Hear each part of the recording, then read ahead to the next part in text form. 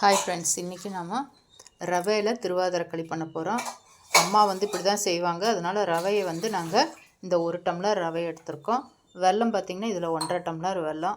நான் இன்றைக்கி பாரிஸோட வெள்ளை பவுடர் ஜாகரி பவுடர்னு கிடச்சிது, அதனால் அதை எடுத்திருக்கேன். நான் வெல்லமாக எடுக்காமல் இந்த ஜாகரி பவுடர் எடுத்திருக்கேன். எப்படி இருக்குன்னு பார்க்கலான்னு. இந்த கரண்டியில் 1 கரண்டி பாசிப்பருப்பு, முந்திரி, ஏலக்காய், இதுதான் தேவையான பொருட்கள். நம்ம ரவையை வறுத்துக்கணும். இந்த பாசிப்பருப்பை வறுத்துட்டு இதை பவுடர் பண்ணிவிட்டு நம்ம கலரும் போது பார்க்கலாம். இது ஆல்ரெடி பொடிச்ச வெல்லம் தான், அதனால் நம்ம இதை அப்படியே டைரெக்டாக கூட சேர்த்துக்கலாம். இப்போ நம்ம இந்த பாசிப்பருப்பை பொடிச்சிட்டு பார்க்கலாம். நம்ம வச்சுருந்த பாசிப்பருப்பை நான் அந்த ரவை பதத்துக்கு நான் அரைச்சி வச்சுருக்கேன். இந்த டம்ளரில் தான் 1 டம்ளர் நம்ம ரவை எடுத்தோம். அதுக்கு 4 டம்ளர்லேருந்து 4.5 வரைக்கும் தண்ணி ஊற்றலாம். இதுக்கு நாங்கள் வெள்ளை பவுடர் வச்சுருந்தோம்ல, அதுக்கு 1 டம்ளர் வச்சு இந்த வெள்ளை பொடியை கரைச்சிருக்கோம். குக்கரில் ஒரு 3 டம்ளருக்கு மேலே தண்ணி ஊற்றிருக்காங்க. இப்போ நாம் இந்த ரவையை கலரலாம்.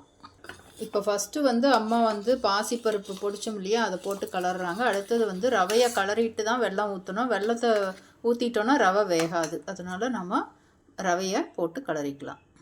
அந்த தண்ணி கொதிச்சோடனே நாம் இந்த வறுத்து வச்சுருக்கிற ரவையை சேர்த்துக்கலாம். கொஞ்சமாக தேங்காய் துருவல் சேர்த்துனா நல்லாயிருக்கும். மேலே கூட நம்ம சேர்த்துக்கலாம். நம்ம இந்த ரவை வேகட்டும், நம்ம கொஞ்சம் தேங்காய் துருவலும் சேர்த்துக்கலாம். நான் இங்கே 2 டேபிள் ஸ்பூன் நெய் வச்சுருக்கேன். இதில் நாம் தேங்காயும் வறுத்துக்கணும், முந்திரியும் வறுத்துக்கணும். முந்திரியும் தேங்காயும் நான் நெய்யில் வறுத்துட்ருக்கேன். 2 டேபிள் ஸ்பூன் தேங்காய் சேர்த்துருக்கேன். 1 டேபிள் ஸ்பூன் முந்திரி, உடச்ச முந்திரி இருக்கும். கொஞ்சமாக ஏலக்காய் பொடி.